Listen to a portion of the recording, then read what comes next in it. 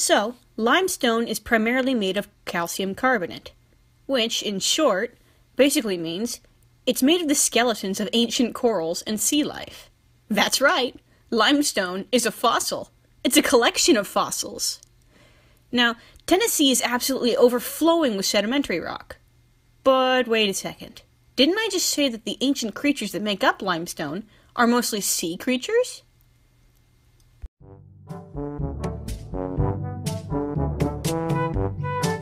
Had to have a lot of water if it was, we've got limestone. The only thing I really know a lot and know more about West Tennessee than I do Middle Tennessee, over with the Reelfoot Lake and how that area was actually formed from an earthquake. And so that would be more West Tennessee. Tennessee was basically nothing else. It was ocean, sun dry. But yeah, just because, why not? Well, I know that a large portion of the U.S. was actually underwater, under the ocean, so Tennessee was likely underneath the ocean as well. And I care about it because the ocean's pretty cool, and it reminds me much like the decisive naval battle in 1185 of Danno-ura, which was the decisive battle of the Genpei War, resulting in the defeat of the Tiber clan at the hands of the Minamoto. That's nice. Okay, so I think that Tennessee was a giant, it was like part of the ocean. And to be honest, it's pretty cool. It affects pretty much how we build things around here because we've got limestone for one of our main bases of ground. You can tell that it's that it used to be an ocean because there's big hills everywhere, and that used to be the sand dunes. And it's pretty much a big giant basin, and honestly, why wouldn't it be an ocean? And you can see coral fossils everywhere. It's pretty cool. Shells. Tennessee in the past, in the far past, was a seabed, and I think that's rather neat because you can find a bunch of dead animal rocks. What was Tennessee like in the past? I suppose it depends on how far into the past you go. I do care, obviously, because it actually is an interesting thing that we can, know about our past.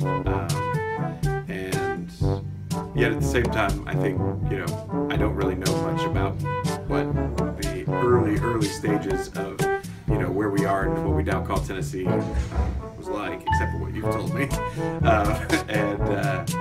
I do find it interesting, more recent past than that the Native Americans used to burn the Cumberland Plateau, and so it's one of the reasons why we have such a fertile ground up there. But they would burn the whole plateau in order to have space for the buffalo to graze so they could hunt the buffalo. And I remember finding that out when I was about your age and thinking that was a super interesting part about our past in Tennessee.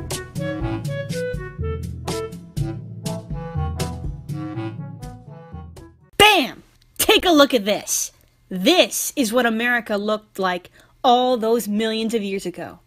This is the Mississippian era, and this is the time when all of those corals and sea creatures lived, right where we now walk. Have I convinced you of how awesome paleontology is yet? Okay, let's stop with the facts and start with the obvious. Dinosaurs. Everybody knows something about them, at least to some degree. They were sometimes the terrifying monsters in the closet, or sometimes even the heartthrobs of little boys' and girls' imaginations.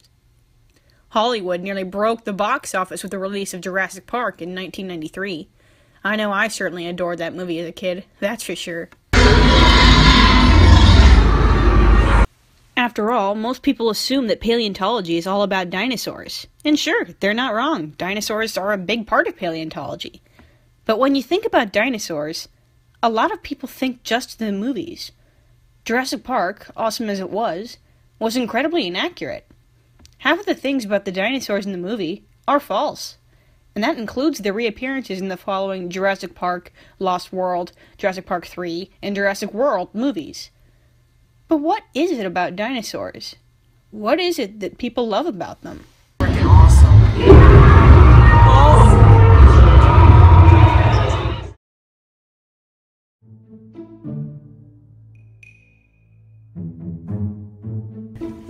we did a lesson in children's church on dinosaurs and how did they relate in the Bible, and did they even exist? Were they on Noah's Ark?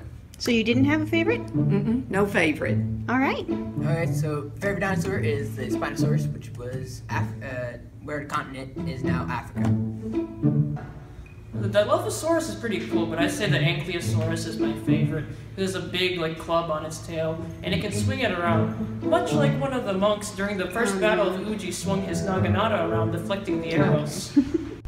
Alright, I don't particularly have a favorite dinosaur. I do like the large ones. So Allosaurus. Allosauri?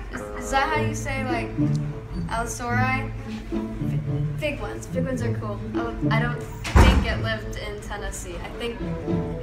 I feel like it lived somewhere in Asia, Europe maybe? Yeah.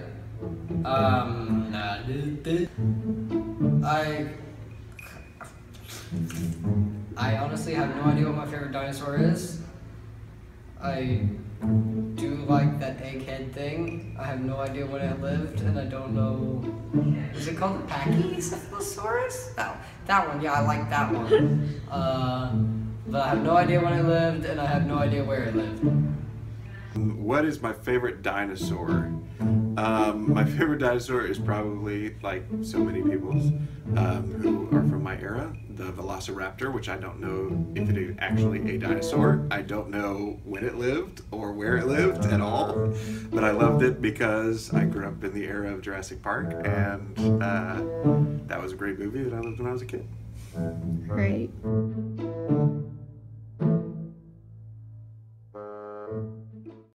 One of my favorite parts about paleontology is the fact that I get to know the real creature behind the Hollywood depiction.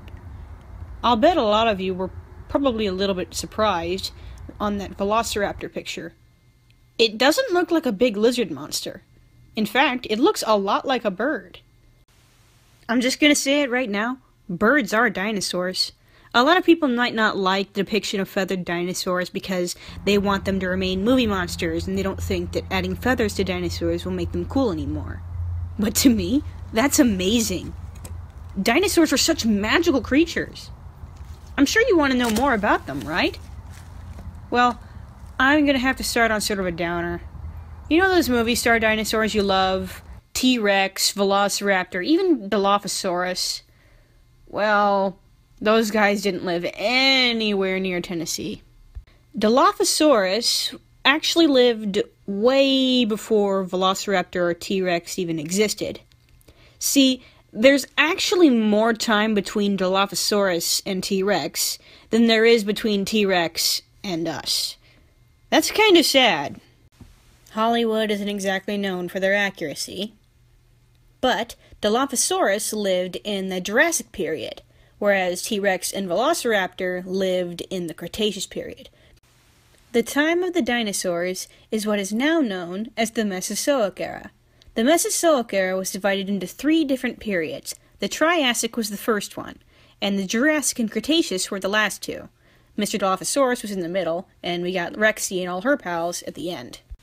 The Cretaceous period was home to all those awesome movie star dinosaurs. I've already mentioned T-Rex and Velociraptor, but there were also creatures like Triceratops and Ankylosaurus. Like I mentioned earlier, the Cretaceous was the last period of dinosaur life before a mass extinction shook the planet and ushered in the age of mammals. That's where we came in. And not to worry, T-Rex was definitely king of the Americas. But for much of the late Cretaceous period, America was divided into 2 different subcontinents, Laramidia and Appalachia. What a lot of paleontologists note about T-Rex is that the majority of fossils come from out west. That would be areas like California or Wyoming. Those areas were part of the Laramidia subcontinent, and we here in Tennessee were on the Appalachia subcontinent. T-Rex, Triceratops, and especially not Velociraptor, did not live on our side of North America.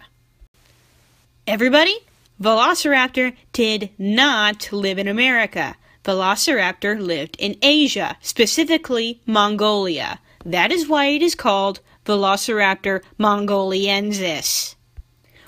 Ladies and gentlemen, I love Jurassic Park, but one of my biggest pet peeves about the movie is that at the very beginning, they show a velociraptor being unearthed in Utah. That is not where Velociraptor lived. Now that we've got that out of the way, we can actually talk about what kind of dinosaurs lived on our side of the Americas. Yeah, T-Rex is pretty cool, but we've also got some pretty amazing predators here in Appalachia, too. For the purpose of this video, we're going to focus on dinosaurs that actually lived close to or right up in Tennessee in their time periods. Let's start with the really obvious one. This little guy is Appalachiosaurus montgomerensis.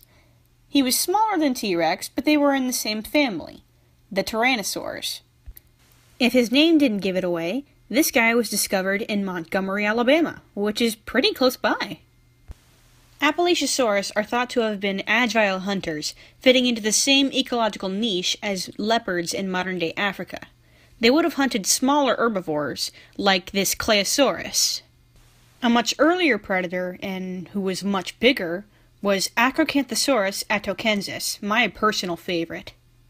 His serrated teeth could rend the flesh of his prey, and his huge body provided him with incredible strength. See his gigantic backbone? Acrocanthosaurus had insane amounts of muscle along its spine, and though it's got a more slender skull than T-Rex, it was still an incredibly powerful killer. Now what's important to note is that Acrocanthosaurus lived in the early Cretaceous, whereas Appalachiosaurus and Claosaurus lived in the late Cretaceous. For the purpose of this video, I'm going to be lumping them together, but there is about 20 million years separating Acrocanthosaurus from the other two species. Just keep that in mind. A lot of this probably sounds like name-dropping to you guys, and it might even sound like I'm speaking another language. This, my friends, is the language of paleontology.